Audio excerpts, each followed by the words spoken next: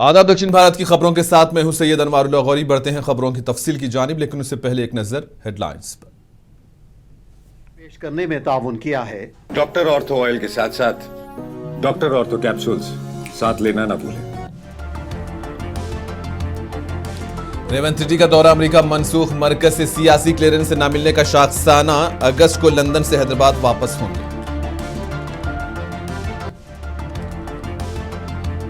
तमिलनाडु में लोकसभा हल्केबंदी पर सियासी तनाजा शिद्दत कर गया इख्तियार, अपोजिशन ने वजीर आला विजय पर मौक़िफ़ वाज़ेह न करने का लगाया इल्जाम। वाईएस विवेकानंद रेड्डी कत्ल केस, पुलिवेंदुला में अविनाश रेड्डी की रिहाइशगाह और दफ्तर पर भी ईडी की तलाशी। विशाखापट्टनम में आरएसएस की 3 रोजा राबता मीटिंग खत्म, इजलास में मुल्क में आबादियाती तवाज़ुन पर हुआ तबादले ख्याल।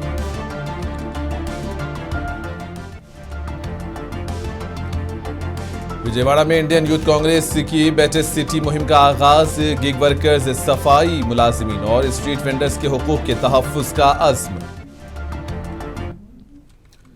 तमिलनाडु में लोकसभा हल्केबंदी के मामले पर सियासी तनाजा शिद्दत इख्तियार कर गया है और कांग्रेस ने कहा है कि हल्केबंदी के नाम पर पसमानदा तबकात की आवाज दबाने की कोशिश की जा रही है और लोकसभा की मौजूदा 543 नशिस्तों को मुंजमद रखा जाना चाहिए।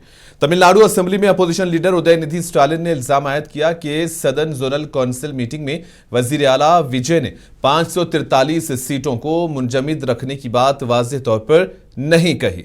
इस पर टीवी के एमएलए सीटीआर निर्मल कुमार ने कहा कि इजलास का एजेंडा जुनूबी रियासतों से मुतालिक मसाइल पर था। तमिलनाडु के वजीर आरंजना ने वजाहत की है कि हुकूमत का हल्का बंदी पर मौक़िफ़ तब्दील नहीं हुआ और तमिलनाडु 543 लोकसभा सीटों को मुंजमद रखने के अपने मौक़िफ़ पर कायम है। कांग्रेस का कहना है कि सन 1971 की मरदमशुमारी को बुनियाद बनाकर मौजूदा नशिस्तों का तनासुब बरकरार रखा जाना चाहिए। Congress party is very clear that we want 543 MPs to be retained, freezer of 543, and we don't want delimitation. Delimitation is a trap to silence those voices. The oppressed communities' representation is going to be reduced.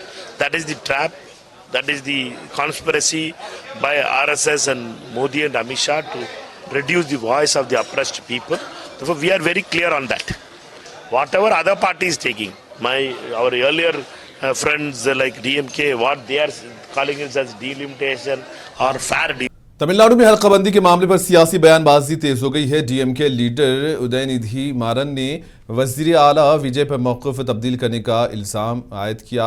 Udhayanidhi मारन ने कहा है कि मरकजी वज़ीर दाखिला अमित शाह से मुलाकात के बाद वजीर आला विजय ने नो डीलिमिटेशन के मौक़िफ़ से हटकर फेयर डीलिमिटेशन यानी कि मुनसिफाना हल्काबंदी की बात शुरू कर दी है। Recently, a leader of a big national party came to Tamil Nadu and addressed a press conference and called that whoever supports delimitation in any form from Tamil Nadu, indirectly naming DMK, are traitors of Tamil Nadu. They are called etappas. And they said the delimitation bill is going to be tabled in the monsoon session and the DMK is going to change its stance. When press approached us, we said that DMK has never changed its stance and the delimitation bill is not going to be tabled in the... But the Congress somehow felt that it can manipulate its alliance partner in Tamil Nadu to have an all-party members of parliament meeting in Tamil Nadu. So at that time DMK raised a question. Why can't the Tamil Nadu have an all-party meeting to address the concerns regarding the sharing of Kaveri water? The Kaveri water had not come to Tamil Nadu. And also to say that the Megadalu Dam should not be constructed. But instead of that, to divert it, the Tamil Nadu government, under the leadership of the Tamil Nadu CM, Mr. Vijay, had a meeting of MPs and passed a resolution stating that they want a freeze in the delimitation. Visakhapatnam में RSS की 3 रोजा अखिल भारतीय समन्वय बैठक के बाद RSS leader Mukunda ने मुल्क में आबादी के तवाजुन के मामले पर बात की है और इन्होंने कहा है कि मीटिंग में आबादियाती अदम तवाजुन और मुख्तलिफ इलाकों में इसके समाजी असरात पर तबादुले ख्याल किया गया। आरएसएस लीडर के मुताबिक दुनिया भर में आबादियाती तब्दीली एक बड़ा चैलेंज बन रही है। इन्होंने कहा कि इन मसाइल के तवील मुद्दती असरात को समझने और उनसे निमटने के लिए संजीदा गौर व फिक्र की जरूरत है।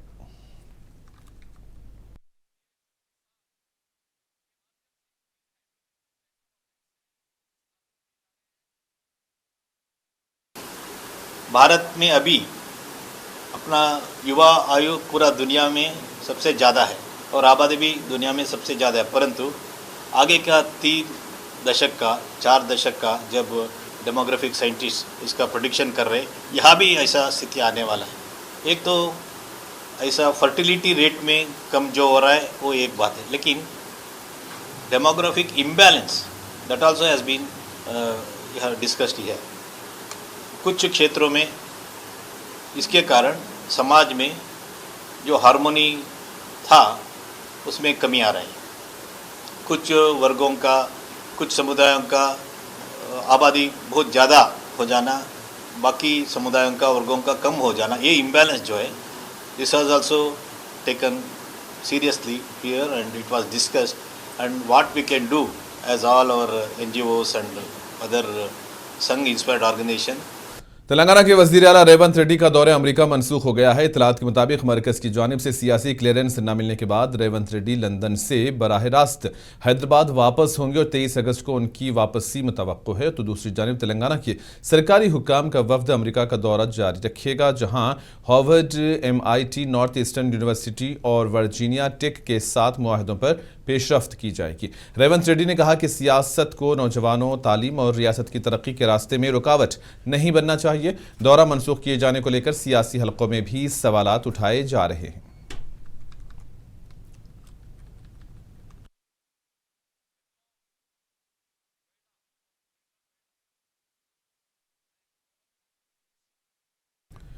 हैदराबाद में आंध्र प्रदेश के साबिक वजीर आला YS जगन मोहन रेड्डी का उनके हामियों और कारकुनों ने शानदार इस्तकबाल किया। जगन मोहन रेड्डी हैदराबाद में एक सीनियर IPS अफसर PSR के बेटे की शादी में शिरकत के लिए पहुंचे थे। उनकी आमद पर बड़ी तादाद में हामी और कारकुन जमा हो गए और उनके हक में नारे लगाए। YSR कांग्रेस पार्टी के सरबराह जगन मोहन रेड्डी के इस्तकबाल के लिए बड़ी तादाद में गाड़ियों का इंतजाम और मुख्तलिफ मुकामात पर कटआउट्स भी नजर आए। सियासी हलकों में इसको ताकत के मुजाहरे के तौर पर भी देखा जा रहा है।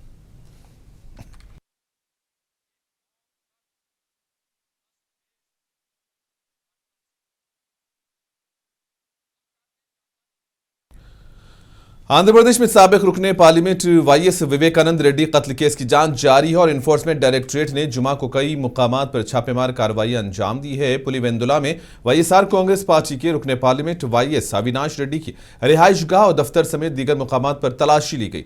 बताया गया है कि ED हुक्काम ने वहां मौजूद बाज कारकुनों के मोबाइल फोन भी अपनी तहवील में ले लिए। ED की 7 रुकनी टीम कार्रवाई में हिस्सा ले रही है और दस्तगिरी के ठिकानों पर भी तलाशी ली गई है।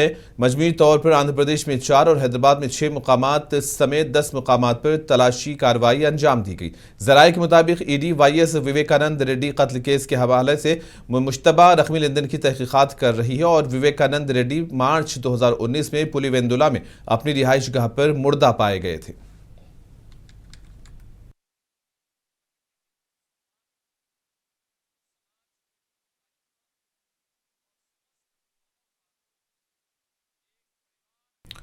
आंध्र प्रदेश के विशाखापट्टनम में एक अफसोसनाक वाकया पेश आया। 6 साल का तालिब इल्म टीचर के थप्पड़ से बेहोश होकर फौत हो गया। बताया गया है कि होमवर्क मुकम्मल ना करने पर खातून टीचर ने बच्चे को थप्पड़ मारा, जिसके कुछ ही देर बाद वो क्लासरूम में बेहोश होकर गिर पड़ा। वायरल CCTV फुटेज में बच्चे को टीचर के पास खड़े देखा जा सकता है, जहां होमवर्क चेक किया जा रहा था। थप्पड़ मारने के बाद बच्चा अचानक बेहोश होकर गिर गया। स्कूल स्टाफ ने बच्चे को फौरी तौर पर अस्पताल मुंतकिल किया, जहां डॉक्टरों ने इसे मुर्दा करार दिया। पुलिस ने वाकई की तहकीकात शुरू कर दी है और पोस्टमार्टम रिपोर्ट का इंतजार है ताकि मौत की असल वजह का तयन किया जा सके। अहले खाना ने स्कूल के सामने एहतजाज करते हुए जिम्मेदारों के खिलाफ सख्त कार्रवाई का मुतालबा किया। आंध्र प्रदेश के वजीर तालीम नारा लोकेश ने वाकये पर गहरे दुख का इजहार किया और कहा है कि जिम्मेदार अफराद और मुतल्लिका स्कूल इंतजामिया के खिलाफ कानूनी कार्रवाई की जा रही है।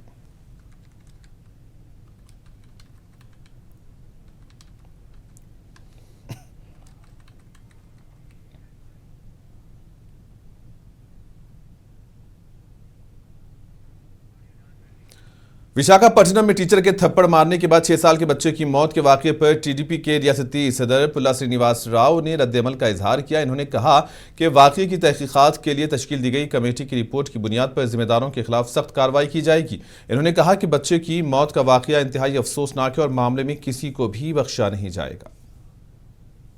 Yeah, I have seen the incident where a schoolboy got cardiac arrest and lost his life, and the behavior of the teacher also I have seen in the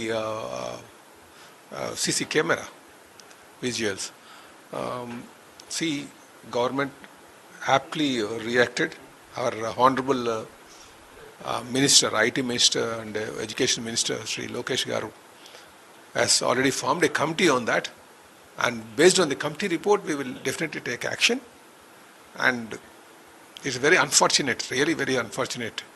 A small boy lost his life, and we should also talk the facts. I think there was not much harassment on the part of the school teacher, but unfortunate, it's very unfortunate. So let us not come out with all those things, but we have formed a committee, and the committee will definitely take a decision on that, and based on that we will take strict action.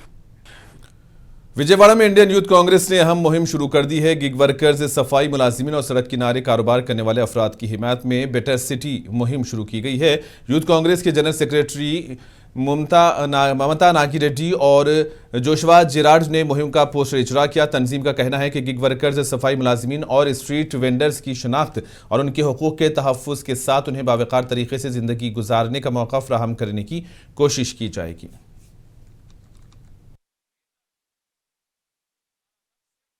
हमारा जो article 14 है, 19 और 21 है, वो कहता है कि हर एक इंसान को कानून के आगे सब लोग इक्वल हैं, सबको एक डिग्निफाइड लाइफ जीने का अधिकार है, सबको अपना प्रोफेशन और अपनी बात रखने का अधिकार है। तो उसके तहत वो बस एक किताबी बातें ना रहकर, कॉन्स्टिट्यूशन की किताब में एक बात ना रहकर, बट उसको धरातल पर उतारने का हमारा जज्बा है और लोगों के लाइफ को बेहतर बनाने का हमारा इंटेंशन है। तो ये इस बेटर सिटी कैंपेन का मुख्य उद्देश्य है। Indian Youth Congress has launched a Better Cities campaign across 100 cities in India. So across Andhra, we are starting this campaign of Better Cities. So today we are started in Vijayawada.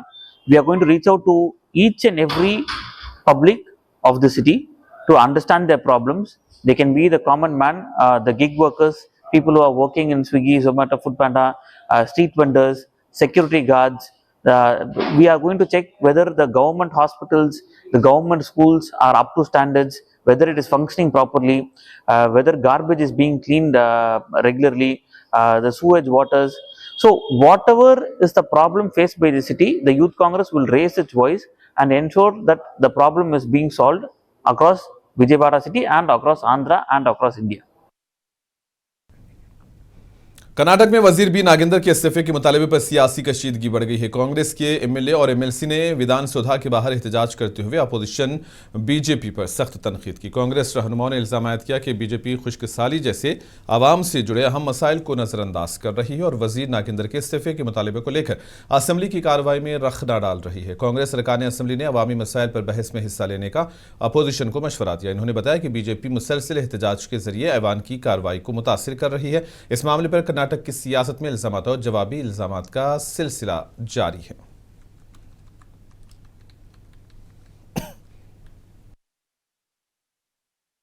We have so many important issues to be discussed in the assembly in the interest of the people of Karnataka. There is severe drought in Karnataka and we want the opposition to raise the people's issue. Let us discuss the issue. Let us discuss the problems faced by our farmers, our public. So the opposition is not interested in raising any issue. They have taken a political decision to disrupt the house so that nobody can discuss real issues of the people. We are protesting against the attitude of BJP. It's already a week. They are not ready to discuss about the serious drinking water problem, and there are almost about 18 districts are affected by the drought. And there are some serious issues they are not ready to discuss. That's how they are trying to divert the entire issue, because ultimately it is the central government which has to release their funds for the drought which is due to us.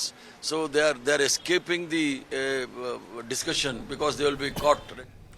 Andhra Pradesh में नए खिलाड़ियों को तलाश करने और उनकी हौसला अफजाई के लिए खेल मुकाबलों का एहतमाम किया जा रहा है। अमरावती चैंपियनशिप 2.0 के रियासती सतह के मुकाबले 24 से 27 अगस्त तक तिरुपति में मुनक्किद होंगे। Sports authority of Andhra Pradesh के चेयरमैन ए रवि नायडू ने बताया कि रियासत के 175 असेंबली हलकों में मुनक्किदा मुकाबलों में तकरीबन 2,07,000 एथलीट्स ने हिस्सा लिया है, जबकि जिले सतह के मुकाबलों में 83,650 खिलाड़ी शरीक हुए। रियासती सतह के मुकाबलों में अंडर 17 और अंडर 23 जुमरों में तकरीबन 10,000 एथलीट्स के साथ कोचेज, रेफरीज और पीईटीज भी शिरकत करेंगे। 12 मुख्तलिफ खेलों में मुकाबले होंगे। रवि नायडू के मुताबिक मुकाबलों के फातहीन को 29 अगस्त को कौमी यौम खेल के मौके पर इनामात दिए जाएंगे।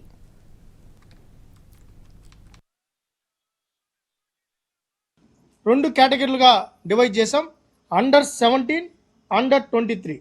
అండర్ 17 అన్నప్పుడు intermediate, 10th class, 7th, 8th వరకు ఉన్న వాళ్ళని దీంట్లో భాగస్వాములు చేశాం. అండర్ 23 అంటే యూనివర్సిటీ లెవెల్లో ఉండి 23 సంవత్సరాల కంటే కింద ఉండే వాళ్ళని దీంట్లో క్రీడల్లో భాగస్వాములు చేయడం వల్ల నిజమైన క్రీడాకారుల్ని అమరావతి ఛాంపియన్షిప్లో పాల్గొనేలాగా చేయడం జరిగింది. ఫస్ట్ టైం మీరు చూస్తే ప్రతి స్కూల్ భాగస్వామ్యం అవడం జరిగింది. कर्नाटक के मैसूर में मरकजी वजीर शहरी हवाबाजी के राम मोहन नायडू के जेर सदारत वजारत शहरी हवाबाजी की मुशावरती कमेटी का एक इजलास मुनक्किद हुआ। इजलास में उड़ान स्कीम, फ्लाइट ट्रेनिंग ऑर्गेनाइजेशन और इंदिरा गांधी राष्ट्रीय उड़ान अकादमी से मुताल्लिक उमूर पर तबादला ख्याल किया गया। मैसूर कोडागू के रुकने पार्लियामेंट यदवीर कृष्णा दत्ता चामराज वाडियार भी इस इजलास में शरीक हुए और इन्होंने मैसूर एयरपोर्ट की तोसी में तेजी लाने और शहर के लिए बेहतर फिजाई राबते की दरख्वास्त की। हैदराबाद के माधापुर एक मॉल के करीब सड़क हादसा पेश आया है और 26 साल की खातून की मौत हो गई थी। इस मामले में आंध्र प्रदेश से राज्यसभा रुकन गंगा मैनेनी रमेश के बेटे एल संजोश के खिलाफ केस दर्ज किया गया। पुलिस के मुताबिक 16 अगस्त को पेश आए हादसे में एमपी के बेटे ने अपनी कार से खातून को टक्कर मार दी, जिसके नतीजे में इसकी मौत हो गई। पुलिस ने गाड़ी जब्त की और संजोश को पूछताछ के लिए नोटिस जारी की है। पुलिस ने कहा है कि मामले की तहकीकात जारी है।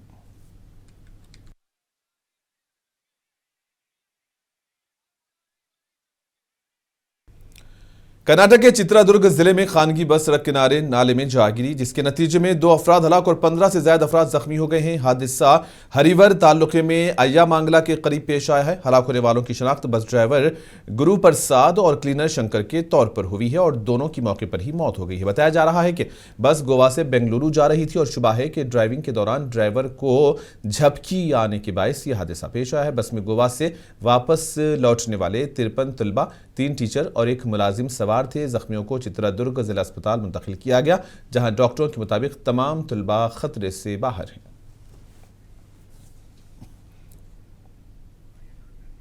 और इसी के साथ ही खबरों का सिलसिला यहीं पर इख्तिताम पजीर होता है। दीजिए इजाजत, आदाब।